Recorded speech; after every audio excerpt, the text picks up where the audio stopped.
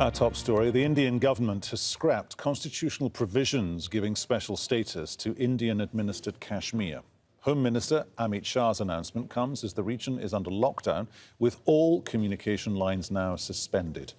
Let's take a closer look at the law that granted autonomy to this disputed region. Well, we're talking now about Article 370. Article 370 allowed Indian-administered Kashmir to make its own laws, except in finance, defence, foreign affairs and communications. That means the residents of the state live under different laws from the rest of the country in matters such as property ownership and citizenship. The government also plans to split up the state. Indian-administered Kashmir, which includes Hindu-majority Jammu, will be directly run from New Delhi, but will have a local assembly. Ladakh, which is made up of Buddhists and Shia Muslims, will also be a union territory, but it will not have its own assembly. Well, as we mentioned, Indian-administered Kashmir is now in a state of lockdown. Thousands of additional troops have been deployed and public gatherings are being severely restricted. Phone and internet links have been cut. And in an unusual move, pro-India politicians in Kashmir, they're also under house arrest. The government has asked all Hindu pilgrims and tourists to leave the area, warning of possible attacks by armed groups. There's also been a spike in shelling at the line of control. Now, that separates India and Pakistan-administered Kashmir. Pakistan on Saturday accused India of using banned cluster munitions, an allegation the Indian army denies. Let's talk now to Ajal Shukla. He's a defence analyst. He joins us from Delhi. Mr. Shukla, welcome back to Al Jazeera. This is such a complicated picture. What does it mean?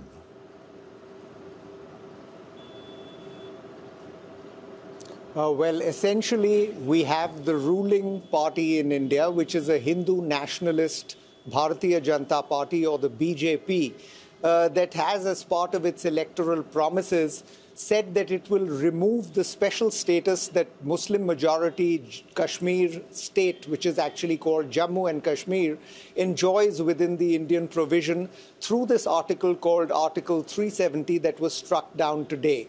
The Bharatiya Janata Party says that this article is discriminatory. It was the basis of the accession of Jammu and Kashmir state to the Indian Union in 1947, at a time when all states had the choice of whether to join India or Pakistan. Jammu and Kashmir joined India on the condition that these three areas that you talked about, foreign affairs, currency and communications, and defense, are going to be handled by the central government in Delhi, whereas all other provisions, all other aspects of governance would be handled by the government in Jammu and Kashmir. Now, the BJP has today struck down that provision. It said in its electoral manifesto as well that it would do so. Nobody ever thought that they would actually get around to doing it so soon. But they placed Kashmir under a security lockdown. They're making sure nobody comes out onto the streets and protests. Otherwise, there could be very bloody protests. And they have not just struck down the provision of 370, but they have actually dismantled the state of Jammu and Kashmir as it existed in the Indian Constitution. It now consists of union territories which are centrally governed. Ladakh is one, and Jammu and Kashmir will be one. So that is a sort of a radical new provision which many people are saying will require a constitutional amendment. The BJP doesn't think so. We'll have to see what happens in the days ahead. OK, who's behind this and why?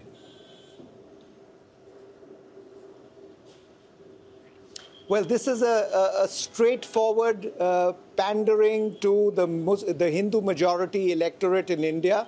The BJP, or the Hindu Nationalist Party that I spoke about, came to power in elections in May this year with an enhanced majority based on promises that it would remove these special provisions, which they say pandered to the Muslims of India. So there is a clear political polarization here, with the ruling party trying to pander to its Hindu vote bank and anything that it sees as anti-Muslim, whether the action that it has taken against Kashmir today or any action that it takes against Pakistan, meets with heavy approval from the Hindu vote bank. So for the government, this has been a step that it has promised and has now delivered on. We'll just have to see whether the Indian courts, whether the Indian legal system, and whether the Indian legislature, since it's a constitutional amendment, it will have to be passed by a two-thirds majority in Parliament, whether all these people line up behind the BJP calculating that their benefits lie with the Hindu vote bank or not. Is it legal? And if it's not legal, where would the challenges against that end up?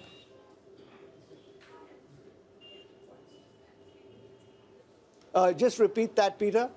Is this legal as far as we can tell because of the constitutional relationship between the federal government in New Delhi and the state governments? And if somebody decided to challenge, where would that challenge come from? And might it, I guess, end up in the Supreme Court?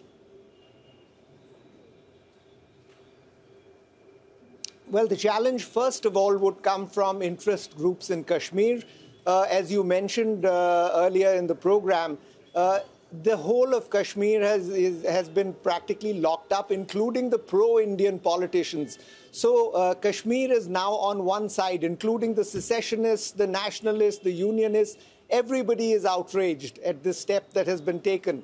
So the first legal challenge will come from Kashmir itself, for sure. At the same time, there are many civil society groups that believe this is an extremely unwise step, that Article 370, which has now been scrapped, actually constituted a bridge between the state of Jammu and Kashmir and the Indian Union, and doing away with it now opens the doors for an open Palestine-type independence struggle within Kashmir. So there will be many interest groups in India as well, which will be mounting legal challenges. And the political opposition, which has many illustrious lawyers amongst them, will also be mounting legal challenges as well. It can be expected that these will be heard by a constitution bench of the Indian Supreme Court, but everybody will be waiting to see which way that ruling goes. We've seen Indian states being split or bifurcated along these lines before. I guess in some senses, if you go back to the 70s, that's kind of how we got Bangladesh as well. That's a different discussion, granted. But when states like this get treated in this way within the context of Indian politics, some people do very well because they're in the bit of the state that pays allegiance to the state capital that's already industrialized, that makes money. Other people do less well. So if you apply that to Indian-administered Kashmir, you're going to make a difficult situation much worse, potentially much more combustible, perhaps. Oh, without question.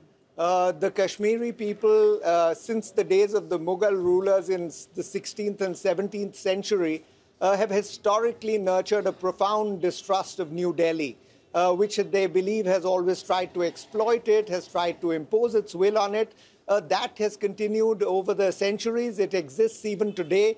And this step, which actually amounts to going back on a promise based on which Kashmir seceded to the Indian Union in 1947, will only get the Kashmiris to believe that they were right in distrusting Delhi all these years, and that their future actually lay better with Pakistan, ludicrous though that may seem to some. But as a Muslim-majority province that is now being sort of feeling betrayed in its condition for accession to the Indian Union, that's absolutely the best way of making a bad situation even worse, as you put it. As you sort of rightly brought out, states have been changed before, their boundaries redrawn, but that has been done constitutionally with the consultation of the state, with the free will of the state, in accordance with Article 3 of the Indian Constitution. This is now just being rammed through. This is being bulldozed onto the Kashmiri people, and it's not going to go down well, to put it extremely mildly. Mr. Shukla, you unpacked that complex situation for us really well. Thank you so much for joining us here on Al Jazeera out of our bureau in New Delhi. Good to talk to you, sir.